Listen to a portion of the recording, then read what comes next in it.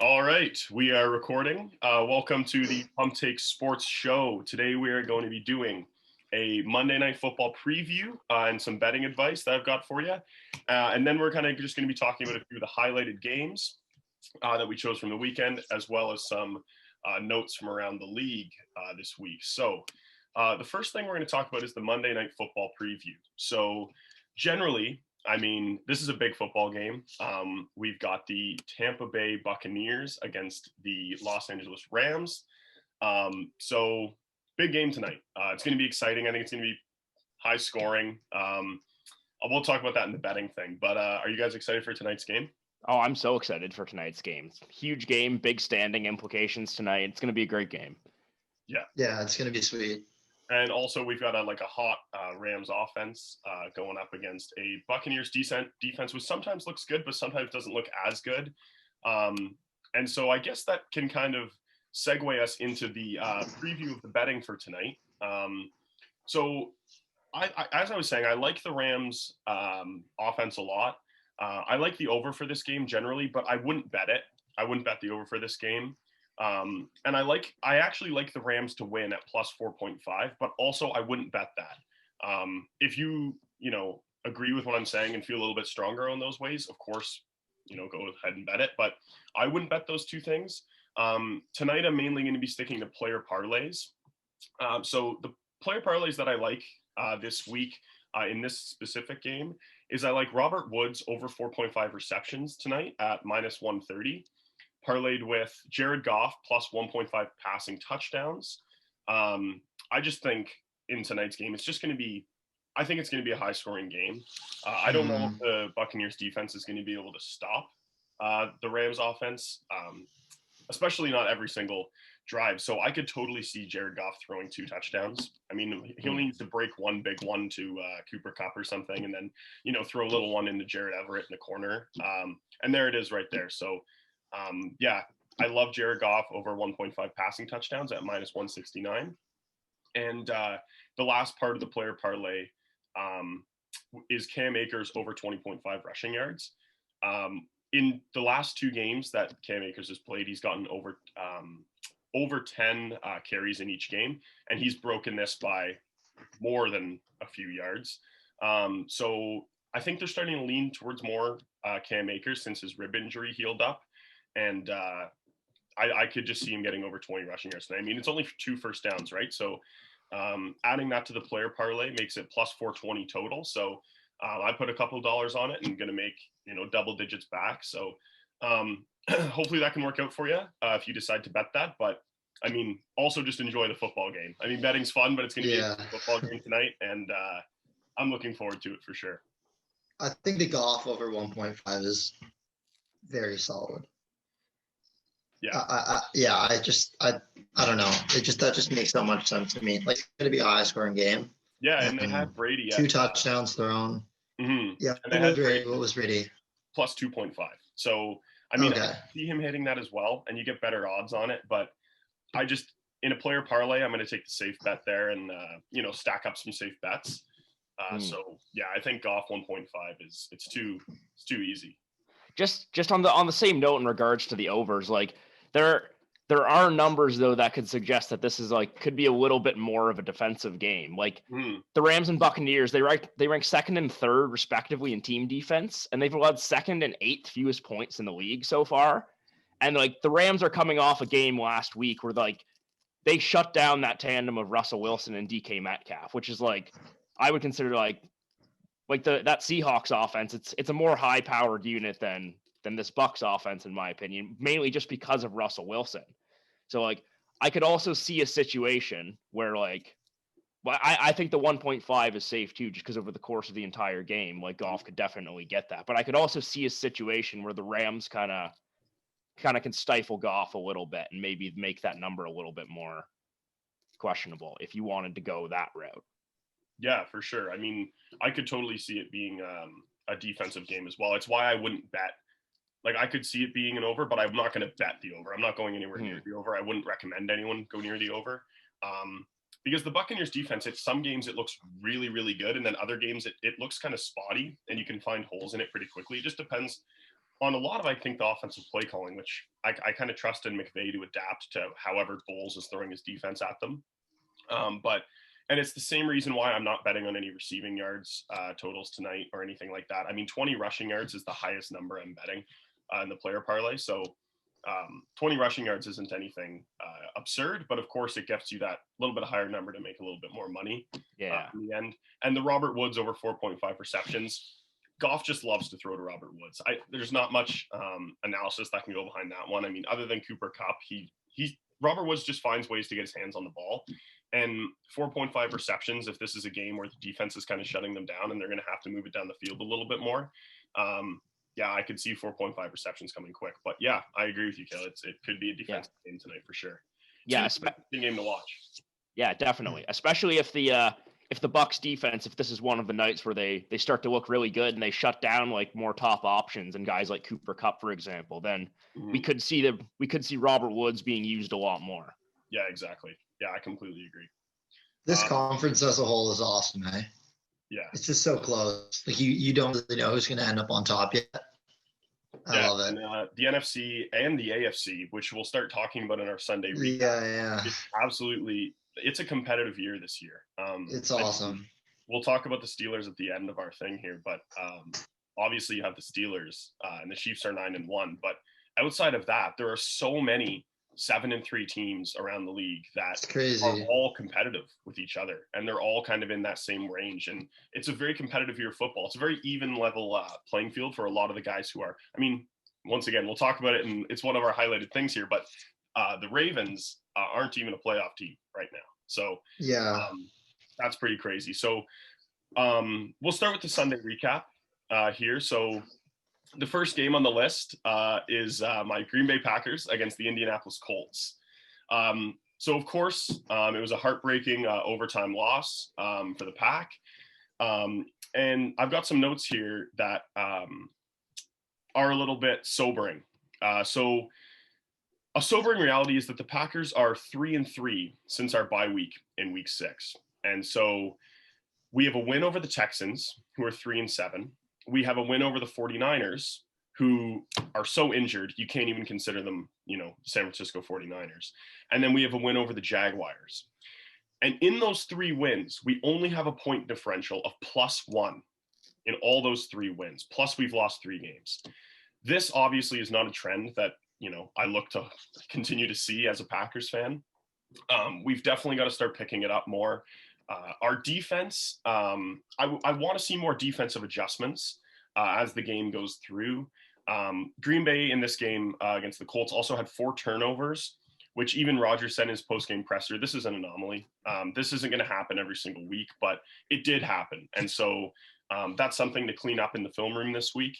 And I want our run defense to it seems like we have played teams with good running back. You look at the Jaguars, they have James Robinson and Dalvin Cook on the Vikings and Jonathan Taylor on the Colts. But it just seems like we can't stop them. It seems like they run the clock down in the third quarter all the way down to our end zone pretty much, and then, punch it in. And it's kind of frustrating to see our run defense not adjust. And one other thing, I'm not sure why we never blitz big immobile QBs. The amount the Packers blitz has got to be one of the lowest in the league. And it's so frustrating because Phillip Rivers is on a hurt ankle in that game. He's not going anywhere, and we're not throwing any pressure on him. So I would like to see a little bit more pressure given to the quarterback. And I'm not one of the Packers fans on Twitter that are calling for like Mike Patton to be fired or anything like that. But I do want to see some adaptation to offensive tendencies and more mid-game management and also more on-the-fly decision-making. So that's my kind of analytical analysis, and my heartfelt analysis is that it hurt. It stung. I was not feeling good after. I had to take a shower and kind of just calm down, listen to some like Celine Dion and let my spirit fly away. But, hopefully we can come back next week and secure up a W. But like I said, this Packers game, heartbreaker, did live up to America's Game of the Week, though. I mean, if you think about it from that perspective. It was a great game. It was a great football game. Obviously, we just want to see the green and gold do a little bit better, considering we're 3-3 since the bye week. So, it's interesting. Yeah, it was a really fun game to watch. obviously sad sitting there with you and seeing you after the game, especially because it was so close. A couple of things that me, just as a, just for the viewers, I just got into football this year, so I'm not as affluent in my knowledge as, Jake and Kale. But just as a viewer of the game, it just seems odd to me that Green Bay could put up 28 points in the first half. And then what did the game end? 31-31 going into OT, right? Yeah. Was it 30? Yeah. And then just put up. Exactly. And it just goes, I think it just goes to show what you were saying, Jake, just halftime adjustments from the team. Like, clearly the Colts did something. They have such a good defense, and you didn't see that in the first half. But those whatever adjustments that they made at halftime, they worked because they were able to just shut down the pack in the second half completely. Exactly. And what's also weird is if it wasn't for MVS, you guys wouldn't have gone into OT. And then if it wasn't for MVS, there would have been no fumble and you guys could have won on a kick. And that's just a funny thing as well, I mean, MVS among Packers Twitter and Packers fans obviously is a little bit of a double-edged sword in the way that he works. He can cut the opponent, but he can also cut yourself. How he the MVS play in overtime obviously is a heartbreaker. I was seeing some things on Twitter that he was receiving some death threats and stuff like that. Obviously, like, if you're throwing death threats at MVS, you got to delete your Twitter account and go get yourself a life. Like, you really got to give your head a shake. Death threats at a player for a fumble in an overtime game midway through the season. It happens. But without MVS, we actually wouldn't have even had the opportunity to be in overtime. Exactly. MVS obviously caught that 47-yard ball at the very end. But he also, in the first quarter, got a defensive pass interference call pretty much on the 1-yard line on a 51-yard throw. So MVS pretty much put us up a score, and then he also put us in the opportunity to go to overtime. So, I mean, obviously he fumbled the ball, but unfortunate situation. He had a good game other than that. Yeah. He did have a good game. And I know he was tweeting after. He knows that he fumbled the ball. And obviously, like, he's accountable. He's accountable, and our whole team's there for him. And it's obviously a super, unfortunate thing to happen. But that's MVS. It's a developmental piece. Yeah, and just one more thing, just about the Packers in recent weeks too. It's like just being up so much at halftime, and this theme kind of goes back to the Jaguars game as well. It's like the Packers seem like they have like this concerning theme where they seem to let teams either back into games or they're just in it with just worse teams. Like the Colts yesterday after halftime they scored on like something, I think it was like 5 consecutive drives after halftime. And like, granted, like one of those was like a punt return fumble and all of that, but it's like, it feels like the Packers, like they play down to their competition a little bit. Yeah, absolutely. Yeah. And we do. The Vikings. Look at the Jaguars game too. I mean, as I was saying, as after the bye, I mean, we played the Texans, the Niners, and the Jaguars, all who are below 500. I believe the Niners are below 500, but all those teams are below 500. And the Texans are 3-7. The Jaguars are 1-9, and we only had a point differential of +1. We're the number one. It's weird, right? It's a little different. Like, we'll talk about the Chiefs in a second, but like the Chiefs would not let the Jaguars get close to them in that kind of way, or the Texans, and especially to have a point differential +1. That's it. Like, that's a concerning trend that, we absolutely play down the competition, and it's very frustrating, but, still sitting high and riding that 5-0 start. So hopefully we can clean up some things mid-season, really start to look at some defensive tape. Our defense has kind of been a little bit inexcusable lately, and more on-the-fly decision-making for the Pack, for sure. Do you guys want to move to the next game, which is Chiefs versus Raiders, the Sunday night primetime game? Yep. Yeah, good to go. All right, so obviously Mahomes with a miracle comeback at the end there. So I have one quote from Andy Reid here, and it says, Chiefs coach Andy Reid was asked considering going for a field goal instead of a TD at the end of the game. And he responded with, I've got Pat Mahomes, so you give me a minute and a half, and I'm good. I knew you were going to say that fucking quote. Well, it's true. It's true. Yeah. And in regards to that as well, in Vegas, when the Raiders scored that last touchdown, the Chiefs were still the favorite with under 2 minutes left on live betting in Vegas. That's crazy. Which goes to show that, obviously, I mean, this isn't news. This is no breaking Pump Take Sports news. Patrick Mahomes is a damn good football player. And yes, sir. He's best in the league, and there's not many like him. So, Kale, you're a Chiefs fan. Do you want to talk about the game a little bit? Yeah, like you could probably hear me yelling downstairs while you were trying to sleep watching a game. That last drive of the game was absolutely unbelievable. And this is a blessing and a curse, because Mahomes is the best football player I've ever seen. And while it's awesome that he can make drives down the field and win the game with 1 minute left, it doesn't feel like it's going to be exactly a sustainable way to win. And let me explain what I'm saying. It's I feel like although Mahomes is incredible, he's not going to be able to every single game if you're down like that at the end of the game. You need two guys to make a play on a football field. So while Mahomes might not even make a mistake, you're still relying on other guys on the team to also complete that drive. So I feel like the defense on the Chiefs is going to be, I feel it could be a big problem in the postseason, because we get so far down in games, or not down, but we let teams just stay with us so much because our defense is actually atrocious. And it forces Mahomes to make those big drives like he did at the end of the game there, where well, it's great when it works, but I feel like there's going to be some times where it doesn't work.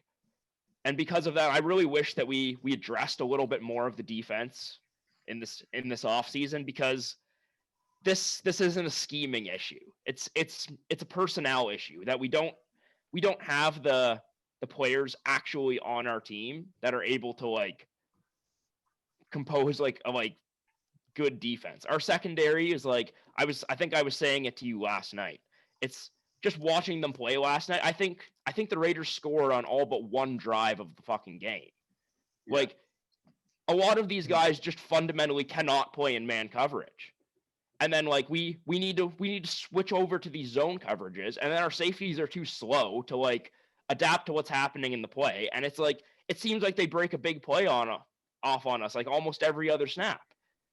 So no, the defense is absolutely an issue for the Chiefs, and it'll be telling because the Chiefs haven't really been tested much this season with hard competition, and it'll be really telling to see how this Chiefs defense reacts. If they're giving up points, I mean, look at other games as well. I mean, this Raiders. That's what I was going to say. But the Chiefs defense doesn't look good consistently over. Yeah. Look at the Patriots game. Look at all these other. Buffalo game. The Buffalo game. The Chiefs defense is not a good defense. And when a team like the Steelers or, other good football teams come to town, it's going to be telling to show how they react to that. One thing that I saw this morning that was pretty impressive, of course, with Mahomes, is that in situations, the Chiefs defense always puts him in situations when he's down, right? That's what we were just talking about. So in situations in his career where he's been in the 2 minute drill trailing and he's had to lead, miracle comeback victory, he's 9 of 10 in situations like that. Oh my God. Unbelievable, of course. So it kind of doesn't even matter if the Chiefs defense is bad, because Mahomes has shown that in 10 2-minute drills, and I'm think one of them was against, I can't remember the example he used, but one of them was against a really, really good team when he couldn't get the 2-minute drill to come back. But 9 of 10 in 2-minute drills to win the game. Even though the defense is bad, if you have 2 minutes, it almost doesn't matter. That's the meta. Consider them down. It is interesting because it's the Chiefs defense is undeniably terrible. Yeah. However, if it ain't broke, don't fix it. And what are the Chiefs, 9-1? Yeah. Yeah, and that's the thing. Exactly. It's we're 9-1, so it's you can't it's just it's not even reasonable to complain too much about it. But it's still when we get to the postseason, it's like all it takes is one game where Mahomes doesn't make that last 2-minute drive. It takes that 1 out of 10 times, like Jake was talking about, that he doesn't make it, and then the defense has just lost you the game. Yeah, it's very true. It is very true. Like if you guys face the Steelers, I don't know, maybe the Rams get better. Like any team is just going to be difficult just because of the defense. Like I don't think there'll be any cakewalks, especially in the postseason. No, and they would have to go through the Steelers to get to the Super Bowl. Exactly. Yeah. We haven't had a cakewalk genuinely all season, honestly, except against like the Jets, but that doesn't count because the Jets are barely an NFL team. So I was actually looking back at our schedule last night, and I've watched every game. So I was thinking, like, in what games have I watched have we actually looked like a dominant team coming off like of they did the last 2 years? Yeah, like they did the last 2 years. And the only game where I think we've looked like that literally all season is against the Ravens. I was just gonna say that. Yeah. Sure, we put up 45 points on the Broncos, but that was on like defensive touchdowns and special teams touchdowns, and it's like, and Drew Lock was also Drew Lock sucks. So it's like, and that's the thing too, right? Is like they're playing the Chargers and Broncos twice, who they're gonna pummel, but they're not pummeling. We went to overtime against the fucking Chargers. Yeah, and we lost on an Anthony Lynn field goal call in overtime. Game too. All these games, Patriots game as well. The Patriots game, COVID Cam could barely complete a pass on the field, and they almost lost that game. And then Brian Hoyer who was in the game? They almost lost that game too. Brian Hoyer. Once again, the Chiefs are 9-1, so it doesn't matter. But it's kind of silly how in situations they're so pressed against the wall, and then Mahomes just saves them every single time. It's pretty unbelievable. It's crazy. It is pretty look at the Panthers game too. The Panthers game was super close. Yeah. It's silly. It really is silly. But well, yeah, 9-1. Speaking of AFC competition, there was a big AFC matchup this week in the Titans and Ravens game.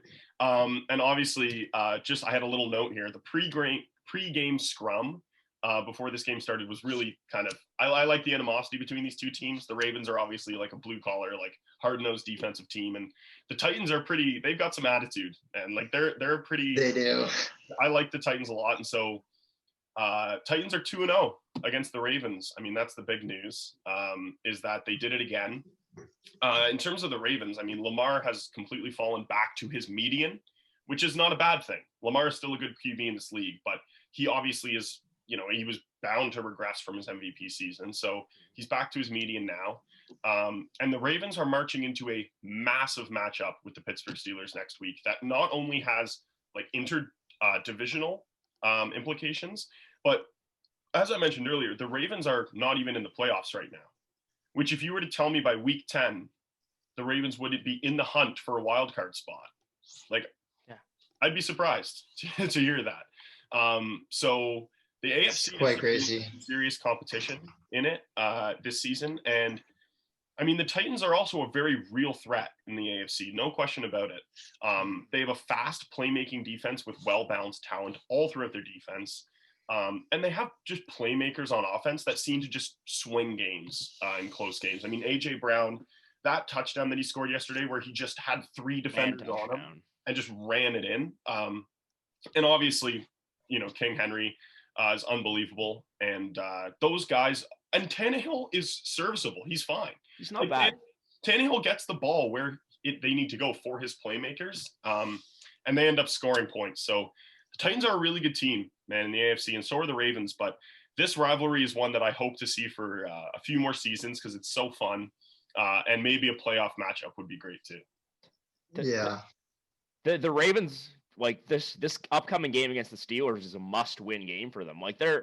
Obviously it's going to be hard for any team to catch the Steelers, but they're a game down on the Browns in the division. They are. Where it's for a team that was looked so good last year, that's very, very surprising. Yeah. Yeah. If you had told me at the beginning of the season, the Browns, the Bills, the Dolphins would all be in the playoff hunt, and the Ravens wouldn't be, I'd be like, you're tripping. Like, what are you talking about? Mm-hmm. Yeah, it is pretty crazy. It is crazy. The Ravens last year, I mean, Lamar was playing at such a level that, like, unless you're Mahomes and you're going to do it every season, guys don't just do what Lamar did last year every single year. It just doesn't happen. And, you know, his jump from his first year to that MVP season was massive. And so, of course, like, as I kind of said, he came down to the median in where I think he kind of is as a quarterback. And obviously, the guy's still young. Like, he's still going to get better. He's still going to develop. But last season, he just had a few things up his sleeve that, you know, teams weren't ready for. Teams weren't ready for him to be airing the ball out down the field. I mean, look at what he did to the Dolphins week 1 last year. Like, the Ravens aren't going to have a game that convincingly won all season this year. Mm-hmm. And so, I mean, obviously their defense is still amazing. Defense has playmakers all over it, but the Ravens offense is still good, but going to need to figure out some things moving forward to the playoffs if they, you know, push to get there. Yeah. And like, I feel like just with a quarterback with like the playing style of Lamar, teams have started to sort of figure out what the Ravens are going to do, because their playmaking is like, when it's a run-centered offense, their playmaking, it's less diverse and it's a little bit more predictable. Like, I was reading a report earlier this year about teams the Ravens are playing against, and apparently, like, teams were able to, like, see the Ravens formations and call out plays on the line of scrimmage from what like the Ravens are going to do. So teams have somehow figured out this Ravens offense, and like, they're going to need to adapt to it if they're going to push for the playoff spot, because teams know what they're trying to do to them. Yeah, and if that's the case, I mean, it's on Lamar as well as it is John Harbaugh. Like, that whole front, like the coach, the quarterback, all the offensive coordinator, they need to really sit down and have an actual serious meeting before the Steelers game and say, we might not make it to the playoffs. We might not make it to the playoffs. Of course, you know, it's hard to put a must-win game against a 10-0 team with the traction and the just unbelievable. They're like a train just barreling through teams, the Pittsburgh Steelers. But yeah, the Ravens really got to start winning some games very soon, because that division also isn't, I mean, this is the next thing we're going to talk about, but that Joe Burrow obviously going down is horrible for the Bengals, but that division is nothing to scoff at. And the Ravens have a tough head on their way to making a wild card team here. You know what's interesting about the Ravens? So I'm just looking, I just pulled up their schedule. Mm-hmm. They lost to the Chiefs, which I'm sure everyone and their mother saw that game. So we can skip over that. They lost to the Chiefs. They lost to the Steelers, who are now 10-0. The Steelers have proved themselves. Yep.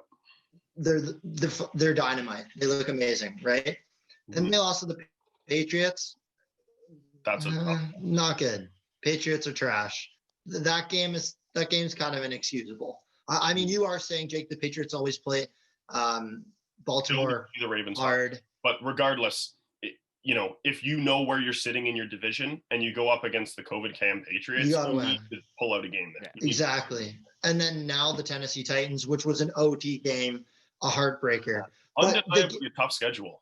Tough schedule. Like, the games that they did lose, it's like, now looking back, like, we have the 9-1 Chiefs and the 10-0 Steelers. It's like, well, I don't know, but I do know what you're saying. Yeah, for sure. Yeah. And the unfortunate thing about the NFL is everyone's schedule is different, right? Yeah. So, like, the Ravens are going through this gauntlet of a schedule, and you look at I mean, not to pull away from the Steelers being 10-0, but playing against a team like the Jags, or like, you know, some of the other high teams in the conference have been, you know, the Jets or the Jags or any team like that you kind of just steamroll. And I think the Ravens would steamroll those teams. But I mean, like you said, I mean, if you play the Titans, the Chiefs, and the Steelers in a 5-week period, you know, that's tough, man. And then obviously the Patriots, that's an inexcusable loss, but it really is. Every team has bad games, right? So speaking of the Steelers, just a highlight point here. The Steelers are 10-0, which is pretty incredible. Looking at their schedule, if they do continue the momentum and they beat the Ravens next week, they really could go 16-0. their schedule ahead it's not too difficult. They're playing Baltimore, Washington, Buffalo, Cincinnati, Colts, and then Cleveland. So it's not impossible. They got a couple tough games. They have to beat Baltimore, but like Cincinnati, that's a wash for the Steelers. Washington, that's a wash. Washington, Steelers are going to clean that up. But I mean, the Colts, Buffalo, and Cleveland, those are all good teams. They are. They'll all be tough, but they're all very winnable games. Very winnable games, right? Which is a testament to how good the Steelers are, honestly. Like, I mean, with Big Ben coming back this year, I was thinking to myself, okay, like the Steelers will be second in the division. Well, and here we are. I was wrong. The Steelers are 10-0, and the Ravens are in the wild card hunt. But regardless, they're doing better than I ever expected them to do. The weapons that they have on offense now with Deontay Johnson and Chase Claypool, Juju, of course, that is a dangerous offense, man. They move the ball down the field so quickly, and that defense plays so hard for that offense. It's one of the most cohesive team units that I've seen in football in a long time. And it's a very dangerous team for any AFC hopefuls.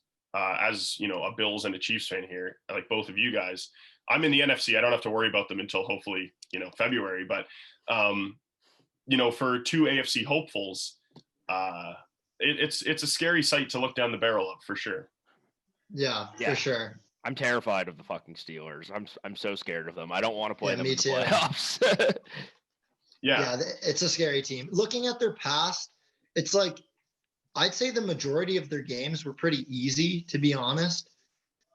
Like their hardest game was against Baltimore, of course. Mm-hmm. But did they beat the Browns? They beat the Browns. They beat the Browns too. They beat the Titans too. Like they beat the Burrow Bengals. Yeah, Cleveland, Titans, Baltimore. They played those three games back to back to back. Played the Bengals with Burrow. And the Bengals with Burrow. But other than those games, they played the Jaguars, the Cowboys, the Eagles, the Texans. Was it the Cowboys or without Dak? Without Dak. With Dak or without Dak? I think without Dak. It was week 9. And then they played the Giants, the Broncos, and the Texans. So, I mean, they've had 3 tough games. Mm-hmm. I mean, maybe 4 if you count the Burrow game, but like. Yeah, but that's also like. When you start playing games, regardless of bad, like it's kind of the same thing with if you look at the beginning of the Bills schedule, the beginning of the Bills schedule is really easy. You look at the Chiefs schedule, it's easy. Like you get a lot of easy games in there. Mm-hmm. So like the AFC, just the bottom of the AFC and the top of the AFC are so different that like when you're like division matching with a bunch of bad AFC teams, you can kind of start to steamroll a few of these guys, but. I mean, obviously 10-0 is still impressive. 9-1 for the Chiefs is still impressive. And the Bills are having a great season, but there's just a big disparity in the league of the bad teams and the good teams. There's just a lot of good teams now, but there also is a few really bad teams, I think, out there that kind of are just giveaway wins. Like the Packers barely beat the Jags, but we still beat the Jags. The Jets are a free win. And all these kind of the Cowboys are pretty much a free win. And so, like, it also depends on when you play these teams and, later in the season, a lot of these losing teams kind of lose motivation and such to keep going. But the last thing that we'll cover, obviously, speaking of bad teams, is the Joe Burrow injury. Obviously, there's not much to cover here other than just Joe Burrow's amazing. He was on pace to do some incredible things as a rookie quarterback, and that's really unfortunate. So obviously, as a sports show, it's our duty to tell you guys that, we feel for Joe Burrow, and that sucks. And everyone here is a big Burrow fan. His Cinderella season at LSU and then coming in and just doing what he did with the tools that he was working with was incredibly impressive. So anyone who bet Herbert Rookie of the Year, you're looking pretty good now. Yeah. That's one takeaway from it. The Bengals better when they end up with like the 2nd or 3rd overall pick at the end of the season, because they're not going to win another game with whoever they have in at quarterback now. You need to draft offensive linemen in this draft, man, because that offensive line is absolutely like obviously it's no one's fault Burrow got injured, but like for having like a franchise quarterback who's supposed to be this like generational talent, like build up your line a little bit and protect him. It seems like every single time I even watch Burrow take a snap, he's getting hammered behind that line. Like, yeah, and they have the hits that he took this year. What's that, Mark? We're just crazy. The hits that he took this year, he took some ginormous hits. Yeah, ginormous it's kind of unacceptable. Yeah, and they have the weapons, right? I mean, they've spent the capital on it the last few years that they don't need to be drafting any other little toys for Burrow. I mean, T. Higgins has proved himself to be a great receiver. Obviously, they have Joe Mixon, who they just paid big money behind the line. And then they've got like AJ Green out there. They have Tyler Boyd, who's still a great talent too. So they've got the weapons for him. I mean, I agree with you 100%. You draft an offensive tackle. I think there's an offensive tackle. I can't remember his name. His name's like something P. His first name starts with a P and it's like Sewell or something. And he's supposed to be this insane offensive tackle coming out of college next year. And I hope they can take him. I don't know if either of you guys can look him up. Yeah, I'm looking it up right now. I don't really. I think his name's Penei. Yeah,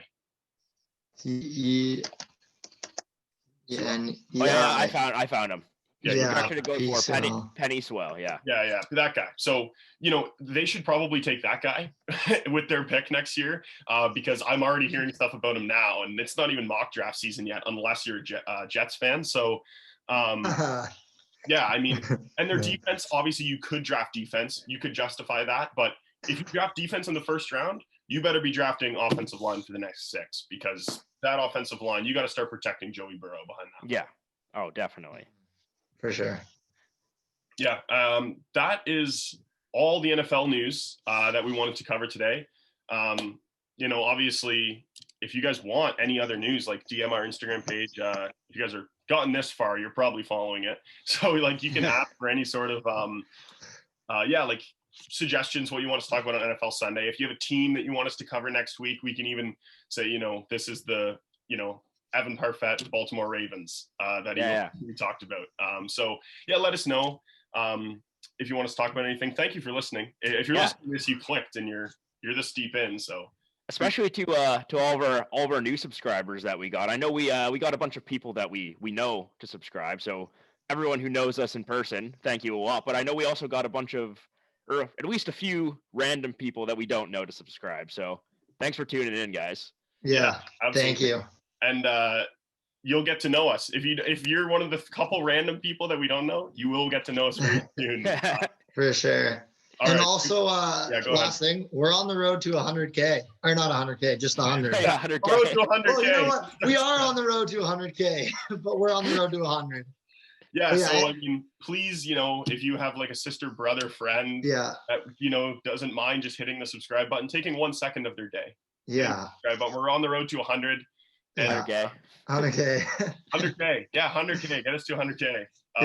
But thank you very much for listening, everyone. And we'll see you next time. All right.